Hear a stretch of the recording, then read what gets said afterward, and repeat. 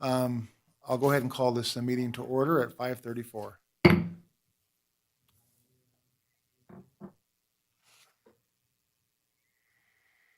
Okay, let's start with roll call. Chair Pulis, Present. Vice Chair Norville, Here. Treasurer Sutton, Here. Member Flint, Here. Member Horton, Member Hutter, Here. and Member Stewart. He's on the phone. He's on the Okay, phone. we have a quorum. Okay, that's Brian Stewart on the phone. Okay, good. We do have a quorum. And hey, Curtis, you want to do the Pledge of Allegiance since you were last in? Please join me. I pledge allegiance To the flag of the United States of America and to the republic for which it stands, one nation, under God, indivisible, with liberty and justice for all.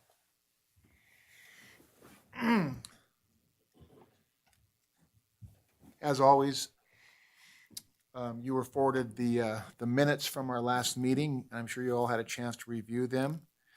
And we need to go ahead and approve those minutes. Would someone like to make a motion to approve the minutes? I'll make a motion to approve the minutes of the previous meeting. Did you asked if anybody had any changes or comments? Anybody have any changes or comments to our minutes? No. Second. Okay, all right, all those in favor? Aye. Opposed? Okay, that passes. Now, the chairman reserves the right to modify the agenda in order to most effectively process the agenda items. Items may be taken out of order, items may be combined for consideration by the authority, items may be pulled or removed from the agenda at any time. As far as public comment goes, members of the public who wish to address the airport authority may speak on agendized and non-agendized matters related to the airport. Comments are limited to 3 minutes per person or topic. If your item requires extended discussion, please request the chairman to calendar the matter for a future airport authority meeting. The public may provide public comment in advance of the meeting by written submission to the following email: manager@flycarsoncity.com. For inclusion or referenced in the minutes of the meeting, your public comment must include your full name and address and be submitted via email by not later than 5 p.m. the day before the meeting. The Carson City Airport Authority values your input. Members of the public who wish to provide live public comment may do so during the designated public comment periods indicated on the agenda in person. I understand we do not have an airport engineer's report tonight, and we also do not have a consent agenda item. So I guess we can move on to public hearings.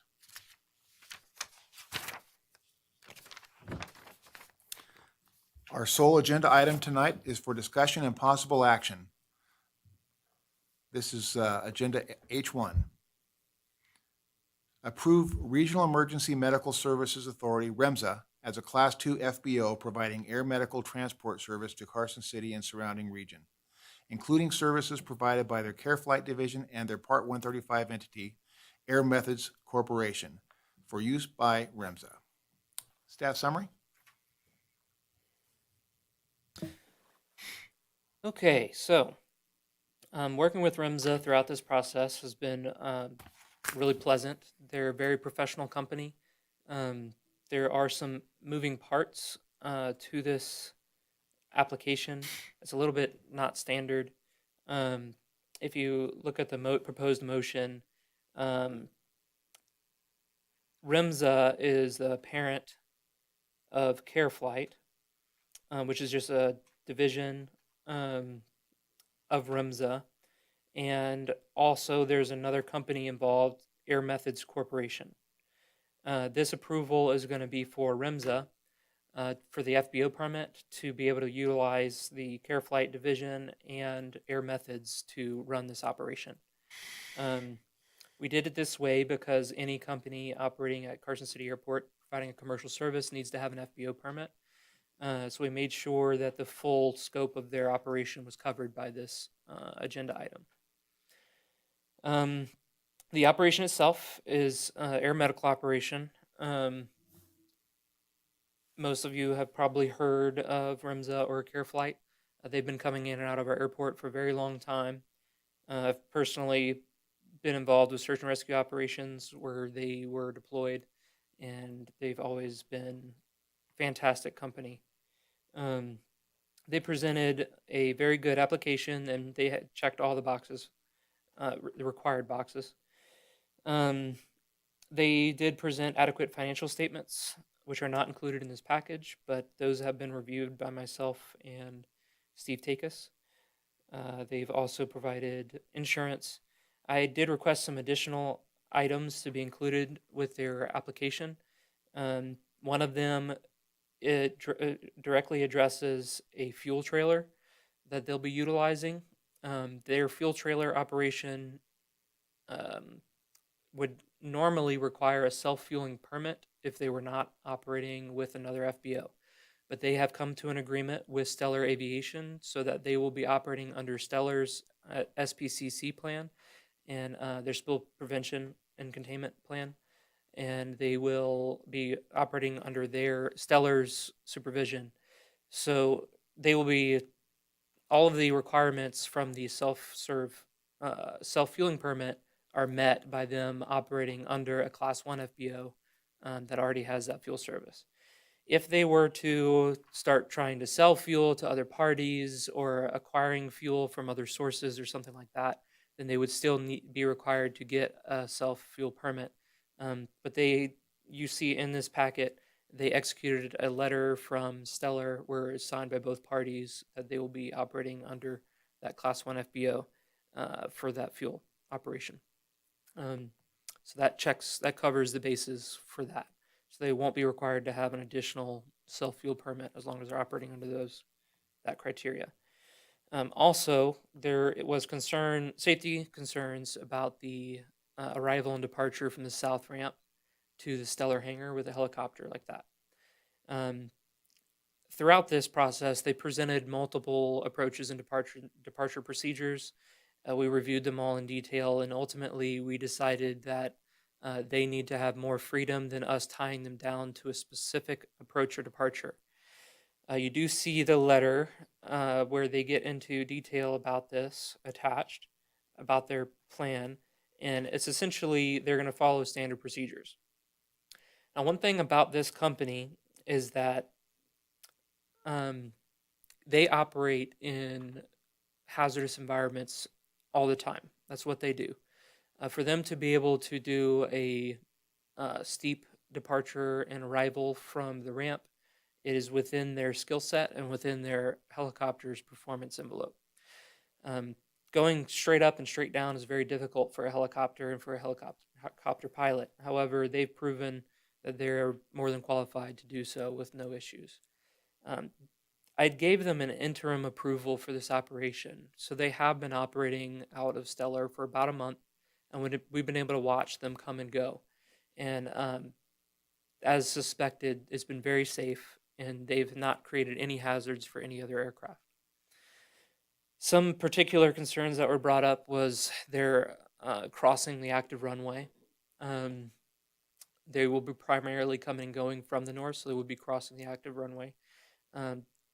Unfortunately, there's not an advisory circular that specifically addresses this procedure, but air traffic control, either typically at a controlled airport, has them cross midfield or over the numbers, depending on the circumstances. This is one of the reasons why we don't want to tie those pilots down to a particular operation, because they need to be able to make a decision based off of the circumstances. There was a pilot who, I'm not sure, I don't recall if they were arriving or departing, but they were on 27, and the REMSA pilot made sure to depart behind that aircraft and not in front of them, ensuring there was no wake turbulence from the helicopter that would disturb their operation and did not create a hazard for anybody. All of that being said, I think that REMSA being at Carson City Airport would be a great benefit to our community, be a great benefit to the airport, and I think they absolutely meet all of the requirements to be an FBO, Class 2 FBO at Carson City Airport. I'm available for any questions. REMSA and Stellar have representatives here who are available for questions, and Steve may have a few comments to add. Yeah, I've reviewed all the elements of the application. They've checked all the boxes. As Corey mentioned, we have a couple of interrelated entities that are all related to REMSA. In fact, REMSA is just the acronym for their full name, which appears in the application. And if you look at the certificate of insurance, the second page names the additional insured, and then you can see they're all related. I checked with Secretary of State, all the entities are current and in good standing. Corey and I each looked at the financials for a nonprofit. Their financials are very strong. We did not feel it was appropriate to put them on a public record because they're not a publicly reported company. Those financials are not normally public information. I can answer any legal questions you have or any other questions that you have as well. Steve, in your opinion, does the insurance cover sufficiently? Yeah, to answer your question, yes, the insurance appears to be sufficient. You know, it's $1 million per occurrence. Given the nature of their operation, it's less than what we would require for a full service FBO, but they aren't doing a full service FBO. They're doing an in and out service to the community. So yes, and I did review the policy carefully to make sure that there were no other gotchas in there or any other kind of issues. But I wasn't really expecting to find anything. I did look at it anyway, you know, because that's the right thing to do. I wasn't expecting to find anything because, you know, they're insured in all the other communities around here, particularly Reno. Thank you. Mr. Chairman. Corey, I'm just curious, I was reading a letter here on the fueling standards, and does Stellar realize any fuel sales, and do we realize any fuel flowage fees? Or are we out of that loop? Yes, so Stellar does sell fuel, and they will be selling the fuel to REMSA. REMSA, this is in no way prohibiting REMSA from purchasing fuel from any other provider on the airfield. But this SPCC plan that they've committed to is Stellar's. So if they purchase fuel, they'll be buying it from Stellar or Mountain West. And in that case, the fuel flowage fees are passed through the FBO to the airport. So this in no way bypasses any of that. And that was one of the things I was looking out for. Okay, thank you. Would anybody from the public like to speak on this behalf? No? Any other members have any discussion or questions? I have a short comment, which I was a little surprised reading this application, that I have a relationship with a couple of the leadership of this organization. I've known Shirley Falconer Roberts for 25, 30 years, and I used to do a lot of business with Barry Duplantis, their president, when he was with IGT. So they're both I hold them both in high regards. I feel that it's a good operation and they're in good hands. So I feel comfortable with the leadership as well as the application. Well, for myself, I'm excited to see them on the airport, utilizing the airport and providing services to the community. Just watch out for those fixed wing airplanes. They're doing a good job. Okay, can I call on a member to make a motion? Mr. Chairman, I move to approve the Class 2 FBO permit application for REMSA, including services provided by their Care Flight Division and their Part 135 entity, Air Methods Corporation, for use by REMSA. Any other further discussion? If not, a second? Second. Second by Mr. Hutter. All those in favor? Aye. Opposed? All right, motion passes. Very good. Let's go ahead and move on to Airport Manager's Report. Okay, so the big thing this month just happened, and that is the ASIP meeting with the FAA. Primary focus of this meeting was the runway extension versus pavement reconstruction funding availability. Most pavement services are nearing 55 pavement condition index, which that is an important number because at that point the FAA requires reconstruction. Previously, I've talked about this in detail when we approved the ASIP, but this was the focus of our conversation with the FAA because they've told us that if they do end up funding the runway extension, they may not fund pavement rehabilitation projects. So we have been, and we've been demonstrating to them that we can afford and can move forward with rehabs, but we're not able to do self-funded reconstruction projects. I really brought this to their attention and encouraged them to improve our runway extension projects now, because if they are delayed any at all, we may have to reconsider our priorities with the ASIP and delay the runway extension until after we do these reconstruction projects. Unless they pay for all of it, which is technically possible. Just that's what they've told us in the past, is they may not. We had really good feedback from the FAA. They're definitely supportive of the extension, and I really believe they heard what I was saying about all this. And I'm confident that they're going to be approving some projects. And they'll probably be looking at these things fairly closely and making sure that the runway extension doesn't make it to where we don't have usable taxiways. But I believe if we do that runway extension now, or as soon as possible, we'll be okay. We'll be pushing the limits. Overall, that meeting went really well. Really excited to see what the follow-up from that is. We've been working on the budget.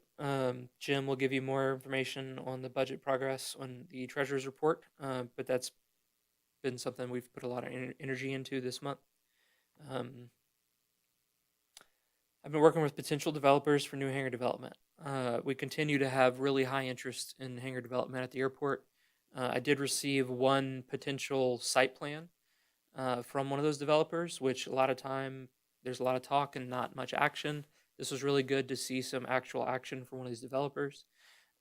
This site plan was not compatible, so I did give them some feedback, and I'm expecting a follow-up with a different site plan that it would be more compatible.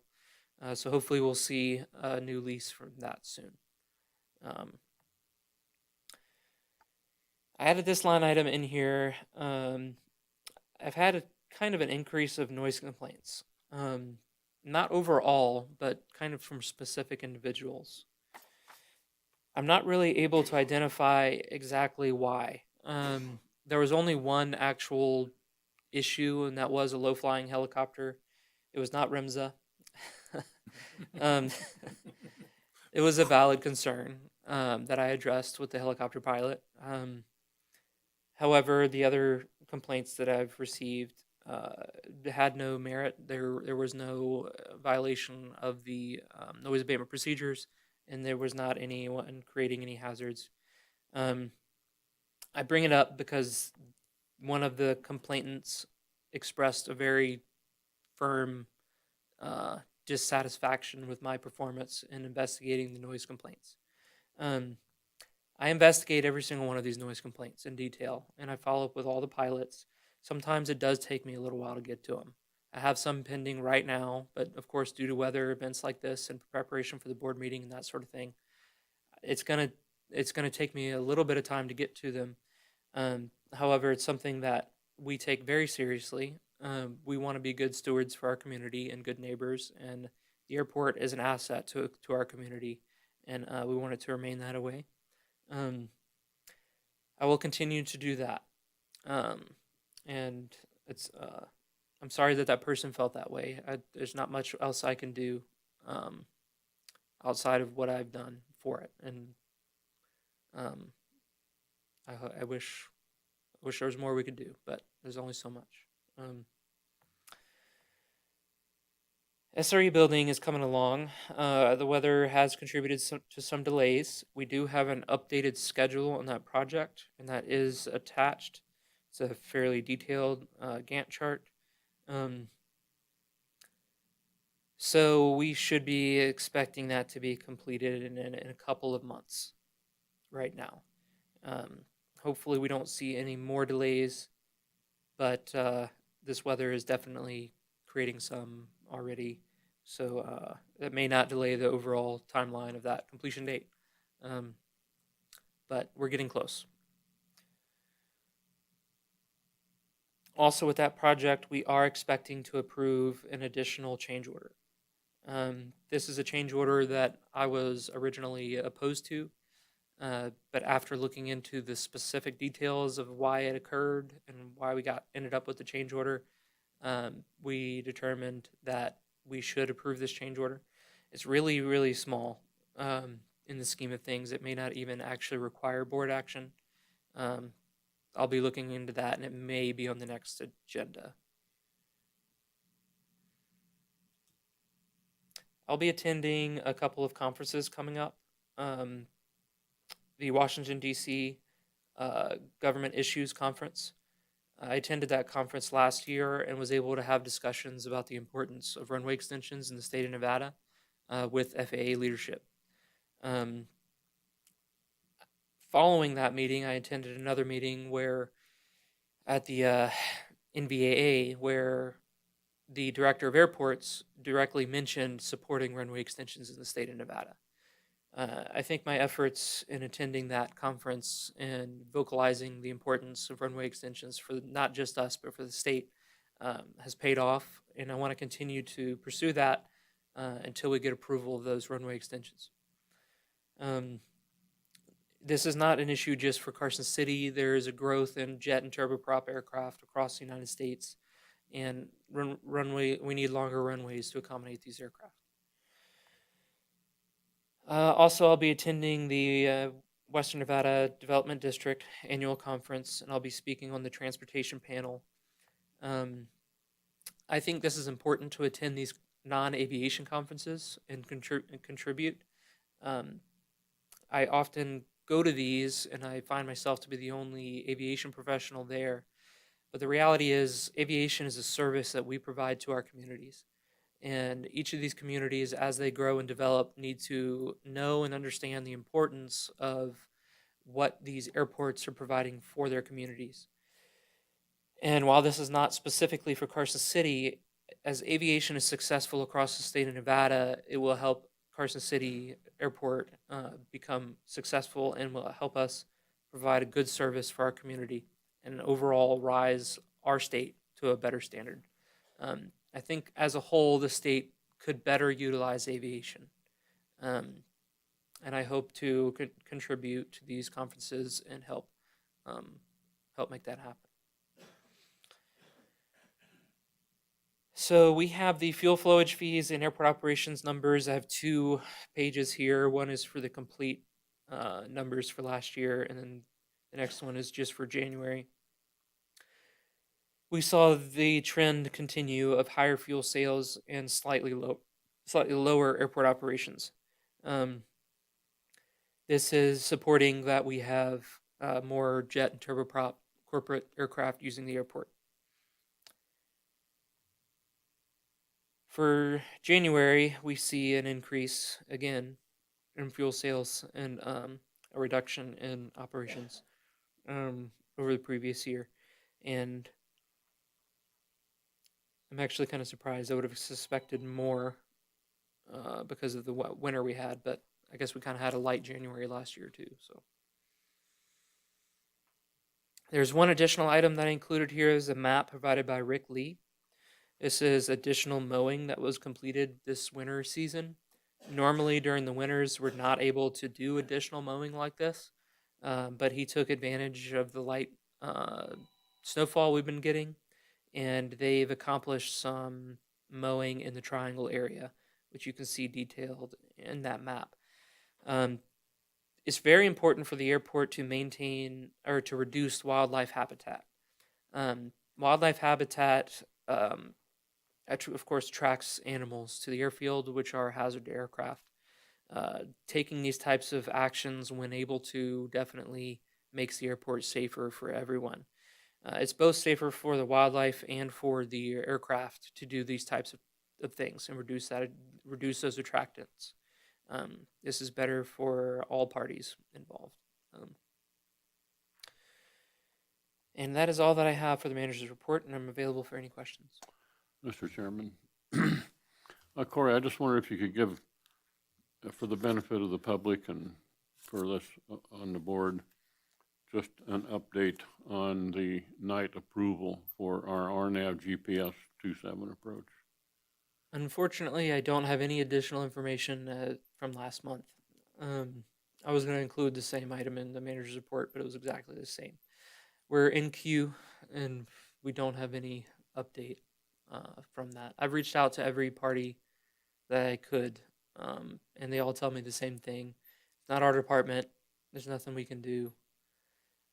So we're not going to be pushed up in the list. We just want the public to know that we're doing everything that we can on our end, and that we're simply waiting for the FAA to move forward. I guess they still have to flight check it. I think it's more than just a flight check for a change of procedure. Determine whether we need the medium intensity runway lighting system. That will be one of the questions, and they may have to actually change the approach to some degree.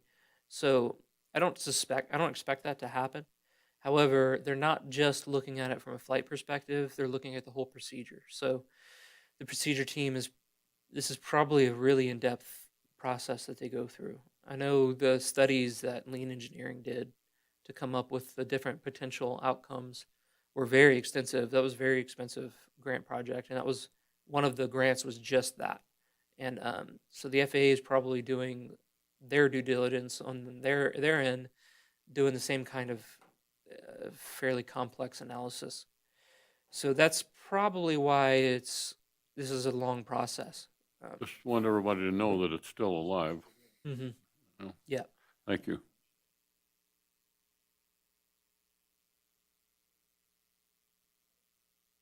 Any other questions for our airport manager? If not, we'll move on to the legal counsel's report. I have nothing to report at this meeting. Okay, thank you. Treasurer's report, Jim? Corey and I have been working on numbers for next year, working through the budget. John Rogers has been more than helpful. What a wonderful support he's been. Come in a couple times and work with us to get a good handle and a good picture on it. We've got some preliminary numbers down. We will be ready for the review of the budget next month.